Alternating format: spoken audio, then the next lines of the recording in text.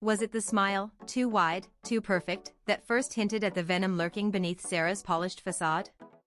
Elias clutched the rejection letter, the words lack of leadership potential a cruel mockery after years of dedication.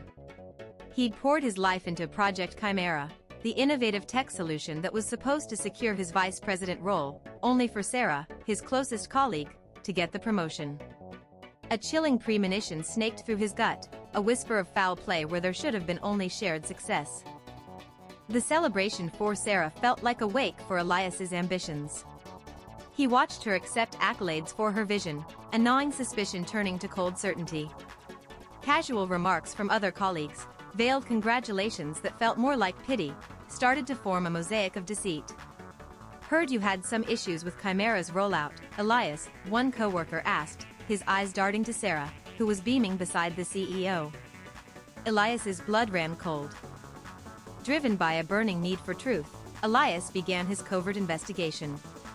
He meticulously reviewed project logs, meeting minutes, and internal communications, often staying late, the hum of the empty office amplifying his paranoia. He found discrepancies, minor at first, then larger, more damning. Files inexplicably locked, emails sent from his account with subtly altered data points. The digital breadcrumbs led him closer to an undeniable conclusion: Sarah had orchestrated a sophisticated smear campaign. The moment of revelation hit him like a physical blow. He uncovered doctored performance reviews, fabricated complaints attributed to him in anonymous surveys, and strategically leaked concerns about his temperament during crucial leadership interviews. Sarah hadn't just sabotaged his promotion, she'd systematically dismantled his professional reputation. A rage, cold and precise, began to simmer beneath his shock. He saw her, not as a colleague, but as a predator. Revenge, Elias decided, would be a masterpiece of poetic justice. He wouldn't expose her immediately. Instead, he would use her own methods against her, turning her deception into her downfall. He began to meticulously document every piece of evidence, creating an irrefutable dossier. He also started subtly feeding false leads into the company rumor mill, planting seeds of doubt about Sarah's own recent achievements, particularly regarding the implementation of Project Chimera. Sarah, basking in her new role, remained oblivious to the storm brewing. Elias watched her closely, a predatory calm settling over him. He started accidentally leaving relevant documents open on his screen, just within view of other colleagues, hinting at deeper issues within Project Chimera's successful launch.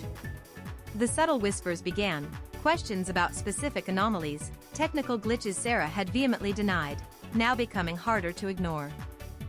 The cracks began to show. Sarah, under increasing scrutiny regarding Project Chimera's unexpected performance hiccups, grew agitated. Elias, meanwhile, was compiling a mirror image of the false narrative Sarah had woven against him, but this time, it was all true. He highlighted genuine technical flaws, mismanaged budgets, and the very real human cost of Sarah's reckless rush to take credit for a project she had tried to undermine and then co-opted. The final stage was set.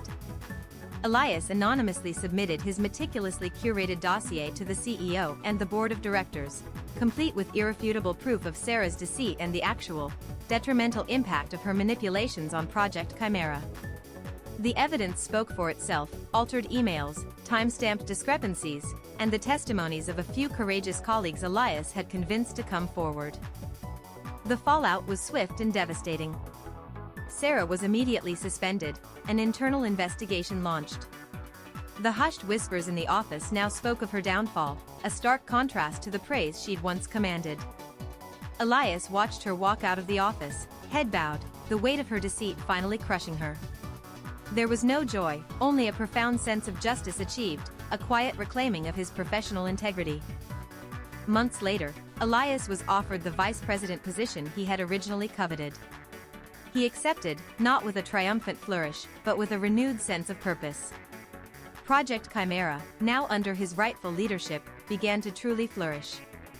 The scars of betrayal remained, a reminder of the darkness within ambition, but Elias had emerged stronger, wiser, his reputation not just restored, but fortified by the crucible of his own quiet, unwavering revenge.